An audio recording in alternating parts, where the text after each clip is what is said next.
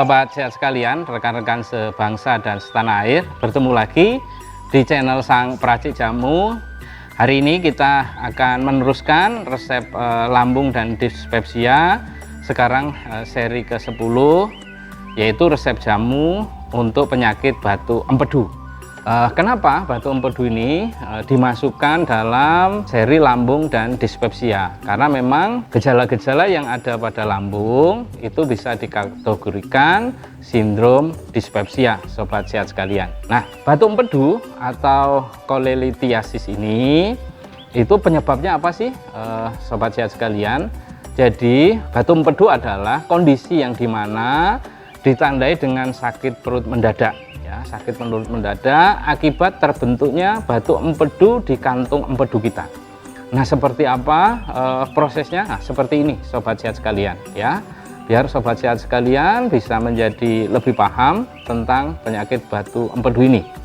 Nah, penyakit batu empedu ini juga bisa terjadi di saluran empedunya. Jadi di samping di kantung empedunya juga bisa terjadi di saluran batu empedunya ini, sobat sehat sekalian.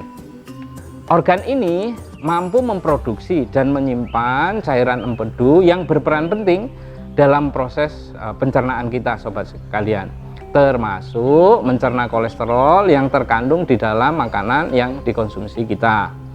Kemudian sebagian besar batu empedu ini itu terjadi karena endapan kolesterol yang akhirnya mengeras dan membentuk batu. Jadi batu empedu ini juga bisa diakibatkan dari kolesterol yang mengeras yang terjadi di kantung empedu atau di saluran empedu kita. Di dalam kantung empedu terdapat cairan yang disebut sebagai cairan empedu berperan dalam pencernaan lemak. Jadi empedu ini sangat penting sekali, sobat sekalian, dalam proses pencernaan lemak. Batu empedu akan terbentuk ketika cairan empedu tersebut mengeras. Jadi cairan empedu kita bisa mengeras. Nah, itulah awal mula terjadi batu empedu. Ukuran batu empedu ini bisa bermacam-macam, mulai dari yang kecil-kecil butiran hingga sebesar bola pingpong, sobat sehat sekalian. Jadi memang mungkin waktu kecil-kecil ini belum terbentuk lama. Ketika sudah membesar seperti bola pingpong, ini pembentukannya sudah melalui fase atau proses yang lama. Nah, cairan empedu yang mengeras dan menjadi batu tersebut memiliki jumlah yang bervariasi. Jadi ada yang mungkin 1, ada yang mungkin 2, mungkin ada lebih dari 3, sobat sehat sekalian. Seseorang bisa memiliki banyak batu di kantong empedunya atau cuma 1, sobat sehat sekalian, di kantong empedunya. Nah, sekarang kita berbicara tentang penyebabnya. Apa sih penyebab dari batu empedu ini? Jadi batu empedu bisa terjadi, sekali lagi, karena endapan kolesterol yang mengeras dan tertimbun dalam cairan empedu. Jadi batu empedu ini terjadi karena lemak kolesterol, sobat sehat sekalian. Nah, ini terjadi karena ketidakseimbangan antara senyawa kimia dan kolesterol dalam cairan empedu tersebut. Ketika seseorang memiliki batu empedu, biasanya penanganannya khusus itu tidak dibutuhkan. Karena umumnya batu empedu itu tidak menimbulkan rasa sakit, sobat sehat sekalian. Jadi memang batu empedu pada umumnya ya tidak menimbulkan rasa sakit.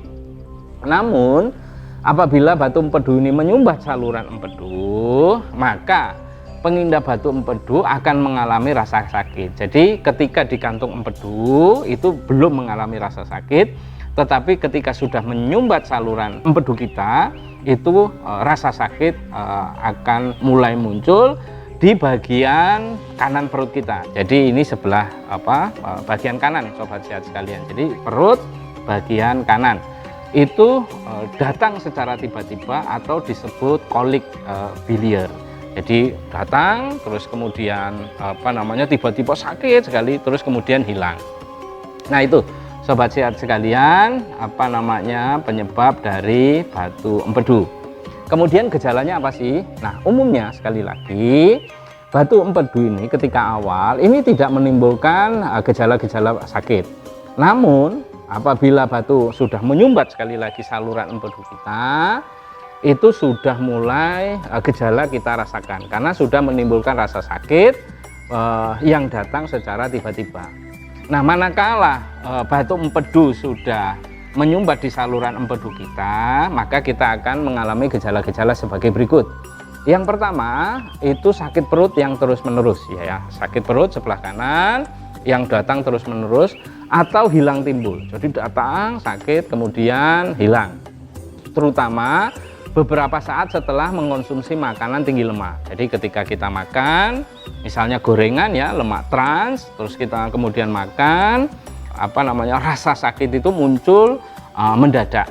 Jadi makanan yang tinggi lemak itu bisa menimbulkan rasa sakit ketika kita sudah terkena batu empedu.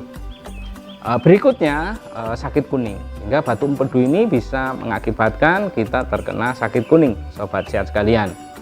Kemudian berikutnya timbul demam. Nah, jika ada infeksi di saluran empedu kita, ya kalau bahasa Jawanya di sini meriang lah. Jadi ada demam jika saluran empedu kita sudah tersumbat oleh batu itu dan menimbulkan infeksi. Nah, ini biasanya demam ini akan muncul manakala sudah ada infeksi di saluran empedu kita, sobat sehat sekalian.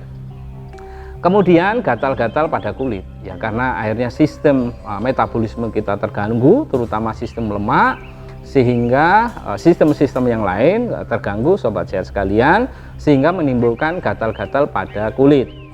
Kemudian berikutnya, karena ada rasa sakit di perut sebelah kanan kita itu tadi, mengakibatkan kehilangan nafsu makan, sobat sehat sekalian. Dan yang terakhir, mual dan muntah. Ya, jadi orang yang terkena batu empedu yang sudah menyumbat saluran empedu, ya, itu mengakibatkan mual dan muntah. Sobat sehat sekalian, rekan-rekan sebangsa dan setanah air, sekarang faktor risiko siapa saja sih orang yang bisa terkena batu empedu? Jadi faktor-faktor yang saya sebutkan ini berdasarkan catatan-catatan atau tulisan-tulisan yang kami kumpulkan, sobat sehat sekalian, untuk kita berbagi pengetahuan agar kita tidak terkena, ya, sobat sehat sekalian, batu empedu. Sekarang yang pertama, faktor-faktor yang berisiko terkena batu empedu, yang pertama faktor usia. Nah, kalau ini memang agak sulit nih dihindarkan. Jadi memang bertambahnya usia itu mengakibatkan risiko penyakit batu empedu ini meningkat, karena umumnya penyakit batu empedu ini dialami oleh orang yang berusia di atas 40 tahun. Nah, sehingga sobat-sobat sehat sekalian yang usianya sudah di atas 40 tahun, ya berhati-hati, dijaga betul pola makannya, dijaga betul kesehatannya, karena salah satu faktor risikonya adalah terkena batu empedu. Kemudian jenis kelamin. Nah, ini bukan kata saya, ini sobat sehat sekalian, ini kami kumpulkan sekali lagi data-datanya. Bila dibandingkan pria yang jenis kelamin, wanita memiliki resiko 2 kali lebih tinggi untuk terkena penyakit batu empedu ini, sobat sehat sekalian. Jadi wanita jauh lebih berisiko terkena batu empedu dibandingkan pria. Berikutnya, faktor risiko yang dapat memicu terjadinya batu empedu adalah dampak dari kelahiran. Nah, begini sobat sehat sekalian, wanita yang pernah melahirkan itu memiliki risiko lebih tinggi terkena batu empedu daripada pria. Jadi perubahan hormon, sebabnya apa? Perubahan hormon pada masa kehamilan bisa saja meningkatkan kadar kolesterol dan menyebabkan terjadinya batu empedu, sobat sehat sekalian. Kemudian berikutnya, nah ini salah satu yang memang kita harus hindari, obesitas. Jadi pengaruh berat badan atau obesitas ini dapat meningkatkan seseorang berisiko terkena batu empedu, sobat sehat sekalian. Berikutnya, faktor risiko yang bisa mengakibatkan batu empedu, sobat sehat sekalian, itu pemakaian pil kontrasepsi yang hormonal, ya. Jadi beberapa riset menyatakan pemakaian pil kontrasepsi yang hormonal ini bisa menjadi penyebab terjadinya batu empedu. Sobat sehat sekalian, rekan-rekan sebangsa dan setanah air, sekarang komplikasi yang berkaitan dengan penyakit batu empedu. Manakala batu empedu ini kita biarkan begitu saja, walaupun rasa sakit ada, tapi kita biarkan. Dan komplikasinya, sobat sehat sekalian, yang berkaitan dengan batu empedu adalah rasa sakit perut yang luar biasa. Jadi sakit perut dari pagi sampai malam, bahkan setiap hari. Nah ini komplikasi manakala batu empedu kita biarkan begitu saja. Terus kemudian demam yang tinggi. Nah ini jelas ketika sudah ada peradangan atau iritasi, ini kita akan mengalami demam. Dan demam yang diakibatkan sobat sehat sekalian itu sangat tinggi. Kemudian penyakit kuning ya atau liver, ini juga terjadi akibat pembiaran batu empedu pada kita. Jadi batu empedu yang kita derita, kita biarkan dapat menimbulkan komplikasi seperti sakit kuning. Kemudian berikutnya, karena empedu kita berdekatan dengan pankreas, jadi batu empedu ini bisa mengakibatkan pankreatitis akut.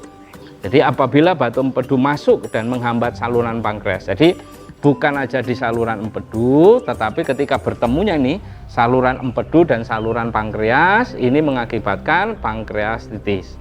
Dan ini akan menyebabkan sakit perut yang akan terus bertambah parah sobat sehat sekalian. Nah oleh karena itu ya sobat sehat sekalian, betul-betul dijaga jangan sampai kita kena batu empedu, apalagi terkena pankreatitis akut. Sobat sehat sekalian, rekan-rekan sebangsa dan setanah air, tadi penyakitnya sudah, terus kemudian penyebabnya apa, gejalanya seperti apa, dan siapa saja yang faktor risiko yang terkena batu empedu. Sekarang tentang resep jamunya ya, ini jadi pokok dari video ini adalah resep jamunya. Jadi resep jamu ini yang pertama untuk memecah batu empedu, baik batu empedu yang masih ada di kantung empedu atau yang sudah masuk ke saluran empedu. Jadi resep jamu ini untuk memecah batu empedu. Kemudian yang kedua, mengeluarkan batu empedu itu dari luar tubuh kita. Jadi batu empedu yang ada terus kemudian bisa dipecahkan, pecah secara kecil-kecil sehingga nanti bisa terlarut dalam metabolisme kita sehingga bisa keluar dari tubuh kita. Yang terakhir, tujuan dari pembuatan resep jamu ini adalah untuk meringankan gejala yang berkaitan dengan batu empedu ini, baik tadi sakit perut atau demam tinggi yang kita rasakan. Nah ini, jadi resep ini bertujuan untuk meringankan gejala yang diderita oleh orang yang terkena batu empedu. Nah sobat sehat sekalian, resep ini untuk penyakit batu empedu yang ringan. Kalau yang berat dan ada komplikasi terhadap penyakit lain, itu ya harus datang ke sini supaya nanti kami bisa membuatkan ya, Merapi Pharma bisa membuatkan sesuai dengan kondisi sobat sehat sekalian, sesuai pemeriksaan dokter, dan waktu datang ke sini nanti akan kami buatkan sesuai dengan kondisi sobat sehat sekalian. Sekali lagi, resep ini hanya untuk penderita yang ringan. Untuk yang berat silakan datang ke Merapi Pharma ya. Yang berat itu yang ada komplikasi lain. Dan tentunya ya sobat sehat sekalian, yang sudah dilakukan pemeriksaan, jangan meriksa sendiri ya sobat sehat sekalian ya, dilakukan pemeriksaan di rumah sakit atau di dokter, benar bahwa sobat sehat sekalian terkena batu empedu. Nah sekarang bahan-bahannya atau tanamannya untuk resep batu empedu ya, perhatikan ya sobat sehat sekalian. Kalau kemudian sobat sehat sekalian sulit untuk mendapatkan bahan-bahannya, itu bisa datang ke Merapi Pharma, akan kita persiapkan karena di Merapi Pharma juga menyediakan bahan-bahan jamu yang bisa didapatkan atau dibeli oleh konsumen yang datang kemari. Bahan pertama yang untuk penyakit batu empedu ini adalah akar alang-alang. Nah, kalau akar alang-alang mudah ya sobat sehat sekalian. Pohon alang-alang kan biasanya di tegalan, di ladang, di lereng-lereng, bahkan di dekat tepi pantai juga pohon alang-alang ada. Ini nama latinnya Imperata cylindrica, nama simplicianya itu Imperata rhizoma. Jadi yang kita pakai itu memang bahasa dagangnya itu akar alang-alang, tetapi sebetulnya itu rhizomnya, rimpangnya daripada pohon alang-alang. Makanya nama simplicianya atau nama bahan adalah Imperata rhizoma sebanyak 30 gram. Kemudian meniran, nah, pohonnya seperti apa meniran? Seperti ini, nama latinnya Phyllanthus niruri. nama simplicianya karena dipakai seluruh bagian tanaman daripada tanaman meniran ini adalah Phyllanthi herba. Pohonnya seperti ini ya sobat sehat sekalian ya. Jadi meniran ini yang digunakan bukan hanya daunnya, seluruh bagian tanamannya. Jadi termasuk daun, bunga, biji, batang, dan akar. Makanya disebut nama bahannya Phyllanthi herba. Sebanyak berapa? 30 gram. Kemudian yang ketiga Sambiloto, Andrographis paniculata, nama latinnya, nama simplicianya Andrographis herba, sebanyak 50 gram. Nah, pohonnya seperti apa? Seperti ini. Jadi karena digunakan adalah herba, berarti seluruh bagian tanamannya ya sobat sehat sekalian ya. Kalau ada bunganya ya bunganya, kalau ada bijinya sekalian sama bijinya, kemudian batangnya, daunnya, dan akarnya, sebanyak 50 gram. Kemudian berikutnya kunyit, Curcuma domestica Val, nama simplicia atau nama bahannya adalah Curcumae domesticae rhizoma, karena yang dipakai adalah rimpangnya, sebanyak 50 gram. Kemudian berikutnya adalah kencur, Kaempferia galanga, nama simplicia atau nama bahannya adalah Kaempferia rhizoma, sebanyak 50 gram. Nah, pohonnya seperti apa? Seperti ini ya sobat sehat sekalian. Kemudian berikutnya yang keenam itu pegagan, Centella asiatica. Nah, pegagan ini nama lokalnya banyak sobat sehat sekalian. Kalau di bahasa Indonesianya, nah kami menyebut ini pegagan. Tapi kalau di Jogja, ini nama lokalnya disebut regedek. Kalau mungkin di Magelang ya, masih Jawa Tengah, ini disebut rendeng. Nah, padahal kalau di Jogja, rendeng di sini adalah kembang kacang. Tapi kalau di Magelang, pegagan ini disebut rendeng. Kemudian kalau di Kebumen, ini masih Jawa Tengah, ini juga disebut panek goang. Dan ada juga yang menyebut ini tanaman ginkgo biloba, karena memang pegagan ini, Centella asiatica ini sedikit mengandung ginkgo biloba. Itu nama latinnya Centella asiatica, nama simplicianya Centella asiatica herba, karena seluruh bagian tanaman, sebanyak 30 gram. Terakhir ini tempuyung. Tempuyung ini nama latinnya Sonchus arvensis, nama simplicianya atau nama bahannya adalah Sonchifolium, karena yang digunakan adalah daunnya, sebanyak 30 gram.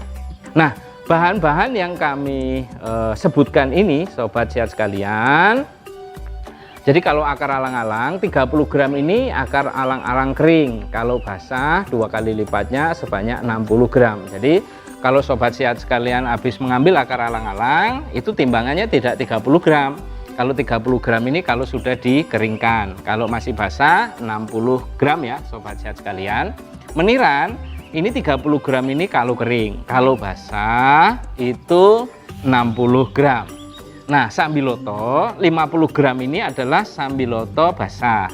Nah, kalau sobat sehat sekalian menggunakan Sambiloto kering, itu separuhnya sekitar 25 gram.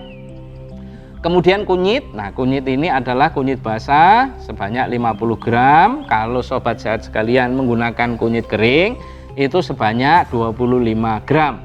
Kemudian kencur 50 gram, ini adalah kencur basah. Kalau kencur kering sebanyak 25 gram. Kalau pegagan ini 30 gram, ini adalah pegagan yang kering. Kalau sobat sehat sekalian menggunakan pegagan yang basah itu sebanyak 60 gram. Dan terakhir tempuyung 30 gram, ini adalah tempuyung dalam kondisi kering. Kalau tempuyung yang digunakan oleh sobat sehat sekalian yang basah sebanyak 60 gram.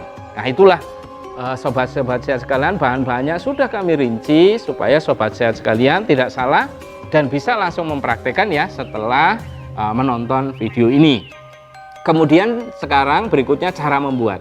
Nah, bahan-bahan tadi, kalau kemudian sobat sehat sekalian ada bahan basahnya dan ada bahan keringnya, cara membuatnya. Nah, yang bahan basah itu dipotong kecil-kecil dulu, kemudian dihaluskan. Ya, menghaluskannya boleh dengan cara ditumbuk atau di blender. Nanti kita praktekkan ya dengan cara di blender. Nah, kalau yang kering nanti bisa langsung dimasukkan dalam proses perebusannya. Biasanya ketika untuk mengeringkan bahan kan dirajang kecil-kecil. Nah, ukurannya sudah cukup kecil sehingga bahan atau kandungan aktif yang ada di bahan itu bisa keluar secara maksimal. Nah, setelah bahan basah dirajang kemudian dilembutkan dengan cara di blender, semua bahan ini direbus dengan air sebanyak 3,2 liter ya. Airnya harus ditakar betul-betul ini sobat sehat sekalian, sebanyak 3,2 liter. Direbus sampai mendidih. Begitu mendidih tutupnya dibuka, dibiarkan mendidih selama 5 menit. Setelah itu api dimatikan. Nah, untuk merebusnya boleh nggak Pak pakai panci stainless? Boleh. Panci stainless boleh, panci kaca boleh, panci enamel boleh, ya kuali boleh. Yang tidak boleh adalah yang berbahan baku besi atau aluminium. Nah, kalau sekarang kan besi sudah jarang ya ditemukan ya sebagai alat masak. Maksud saya besi murni ya, bukan besi stainless misalnya. Nah, itu kan sudah jarang ya, yang sering ditemukan adalah yang berbahan baku aluminium. Nah, khusus untuk merebus jamu, saran saya tidak menggunakan yang berbahan baku aluminium. Kenapa? Karena bahan-bahan yang kita gunakan itu rata-rata bersifat asam sehingga mudah mengkorosi aluminium itu. Nah, nanti aluminiumnya itu bisa terlarut dalam jamu yang kita minum. Jamu ini setelah misalnya pagi direbus, setelah 12 jam atau malam hari itu dipanasi. Supaya apa? Supaya tidak basi. Dan resep ini untuk 24 kali minum sobat sehat sekalian ya. Resep 3,2 liter ini untuk 24 kali minum.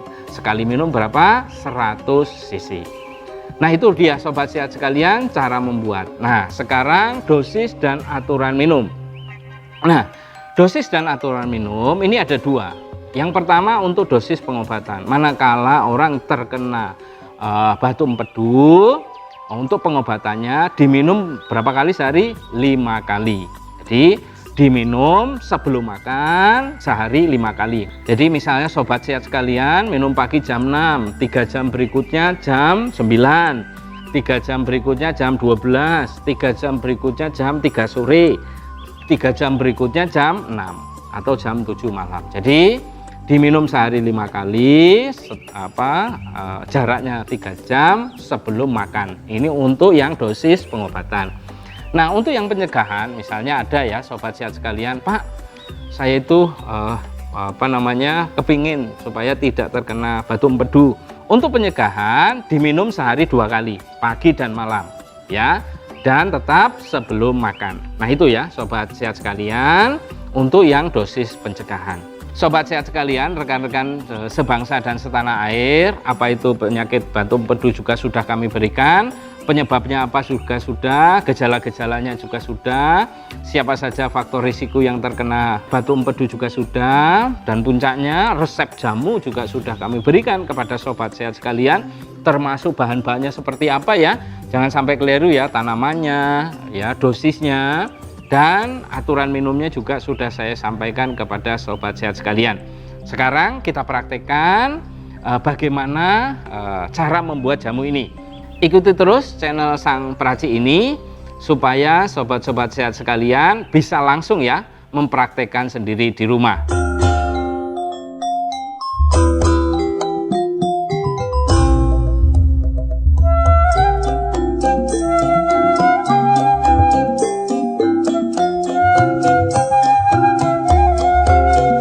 Sobat sehat sekalian, rekan-rekan sebangsa dan setanah air, kita akan praktekkan ya bagaimana cara membuat jamu batu empedu ya. Nah, ini sudah kami siapkan bahan-bahannya. Jadi ada akar alang-alang ya sobat sehat sekalian, kemudian ada pegagan. Ini akar alang-alangnya kami menggunakan yang kering, kemudian ini pegagan, kemudian ada tempuyung, kemudian ada meniran. Ya, meniran adalah seluruh bagian tanamannya. Kalau tempuyung tadi apa? Daunnya, akar alang-alang adalah rimpangnya ya, akarnya. Terus kemudian pegagan seluruh bagian tanamannya. Kemudian sambiloto juga. Ini kami menggunakan basah, ini juga seluruh bagian tanamannya. Kemudian ada kunyit dan ada kencur ya sobat sehat sekalian. Nah, kalau yang kering-kering ini bisa kita langsung masukkan ke kuali. Kalau yang basah-basah ini kita blender dulu ya sobat sehat sekalian, supaya ukurannya jauh lebih kecil. Nah, sekarang kita masukkan dulu ya yang kering-kering ini ke dalam kuali. Oke, kita persiapkan dulu ini kuali sobat sehat sekalian sudah kami persiapkan ya. Kalau sobat sekalian, Pak saya nggak ada kuali, kayaknya nggak mantep, boleh kok menggunakan panci stainless, panci enamel, panci kaca ya sobat sehat sekalian ya. Nah ini yang kering-kering kita masukkan dulu, ini akar alang-alangnya kita masukkan. Oke ya, ini pegagan kita masukkan. Oke, nanti terakhir kita masukkan semua ya sobat sehat sekalian. Terus kemudian tempuyung ya, tempuyung kita masukkan. Ini tempuyung sudah kita masukkan. Terus kemudian meniran. Nah, meniran ini kita masukkan sobat sehat sekalian ya. Ini kita masukkan menirannya ya. Dah. Terus kemudian yang daun-daunnya ini yang basah dan rimpangnya kita blender ya sobat sehat sekalian. Nah, sebelum di blender kita kecilkan dulu ya ukurannya ya sobat sehat sekalian. Supaya apa? Supaya ketika blender itu mudah ya sobat sehat sekalian. Nah, ini sambiloto kita kecilkan dulu karena sambiloto adalah seluruh bagian tanaman. Ini biasanya batang-batangnya kita juga ikut rajang. Supaya apa? Supaya mudah untuk kita blender. Oke, yang ada di sini juga kita ambil lagi ya, kita kecilkan. Dan ini sudah ditimbang semua ya sobat sekalian sesuai takarannya tadi ya. Ingat ya. Ya, kita kecilkan lagi ukurannya. Oke. Nah, sekarang kita masukkan di dalam blender ya sobat sehat sekalian ya. Oke. Nah, terus kemudian kunir atau kunyitnya kita kecilkan juga ya. Ini tadi sudah kami sebagian kami kecilkan, kita kecilkan lagi ya, tidak usah terlalu kecil sobat sehat sekalian, yang penting mudah untuk di blender. Oke. Nah Pak, ini kunyitnya dikupas atau enggak Pak? Termasuk nanti kencurnya dikupas atau enggak? Saran saya tidak. Kenapa? Karena kandungan yang ada di kulit kunyit ini itu juga berkhasiat, tapi harus dicuci bersih ya sobat sehat sekalian ya.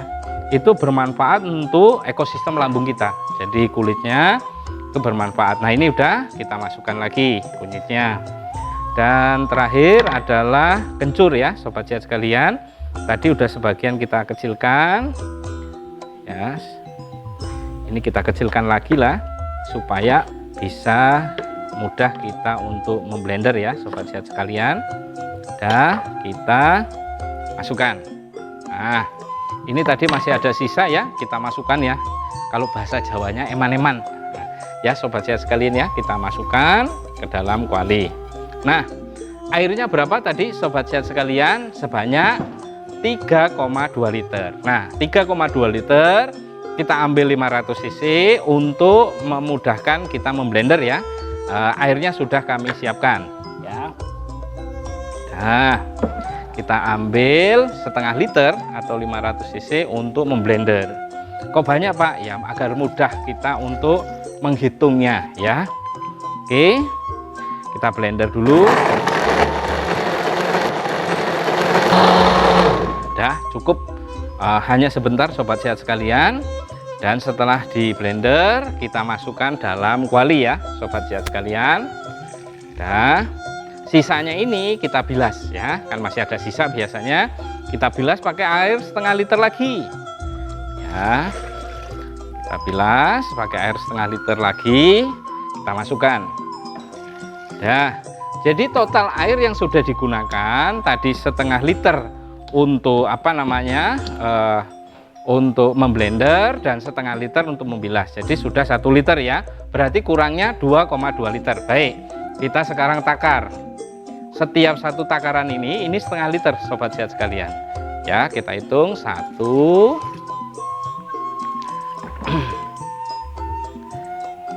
2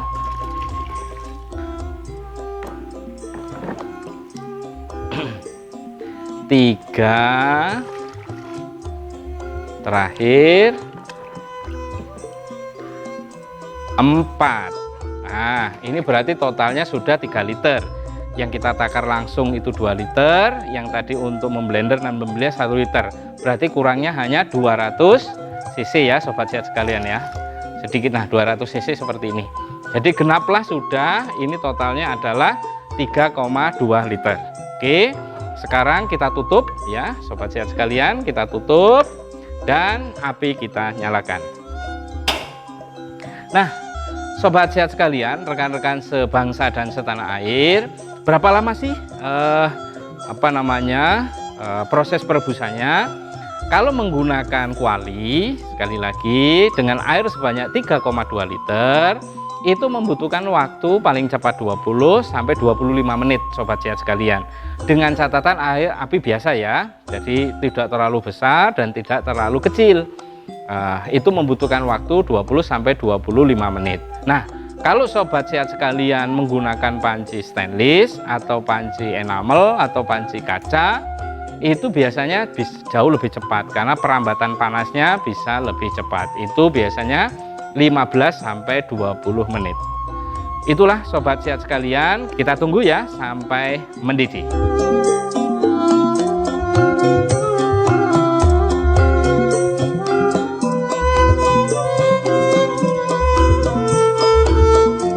Sobat Sehat sekalian, rekan-rekan sebangsa dan setanah air, dari Sabang sampai Merauke, dari Pulau Miangas dan Pulau Rote, sekarang sudah 25 menit. Kita lihat ya apakah sudah mendidih Sobat Sehat sekalian.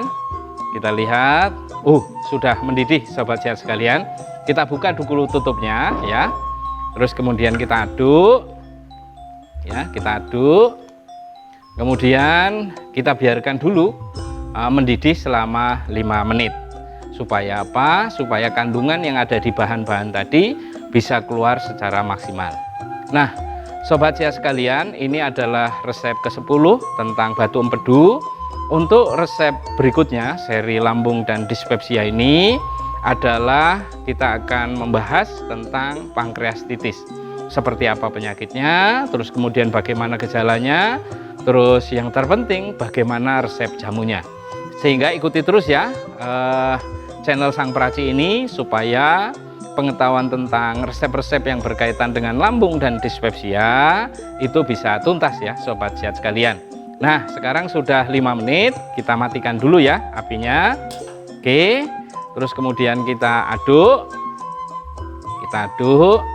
dan kita ambil 100 cc seperti apa. Saya sudah siapkan gelas beserta saringannya ya. Jadi disiapkan juga saringannya ya Sobat Sehat sekalian. Ya, kita ambil. Oke. Kita ambil 100 cc seperti apa. Nah, terus ampasnya kita masukkan lagi. Karena apa? Sobat Sehat sekalian, jamu ini setiap 12 jam dipanasi ya. Misalnya kita ngerebus pagi, nanti malam kita panasi, kemudian keesokan harinya kita juga panasi ya Sobat Sehat sekalian. Nah ini 100 cc Sobat Sehat sekalian. Kalau di sini gelas ini disebut gelas blimbing biasanya di masyarakat. Nah ini kalau penuh itu 200 cc. Nah separuhnya seperti ini, kan nggak banyak ya Sobat Sehat sekalian, hanya 100 cc. Diminum sebelum makan ya. Untuk pengobatan sehari berapa kali? 5 kali, pagi, terus kemudian agak siang. Jadi prinsipnya adalah dikelang atau diselang selama 3 jam. Misalnya pagi jam 6, kemudian jam 9, kemudian jam 12, jam 3 sore, jam 6 atau jam 7 malam terakhir. Nah Pak, jamu ini kan pahit Pak, boleh nggak nanti kami tambah dengan madu? Pada prinsipnya sih saya menyarankan tidak usah ditambah apa-apa. Karena apa? Ya ketika kita sakit, pada prinsipnya kita kan pengen sembuh, ya berpahit-pahit dulu lah ya Sobat Sehat sekalian ya. Tetapi kalau kepepetnya tidak kuat dengan rasa pahitnya jamu ini, bolehlah ditambah madu sedikit saja, 1 sendok ya Sobat Sehat sekalian.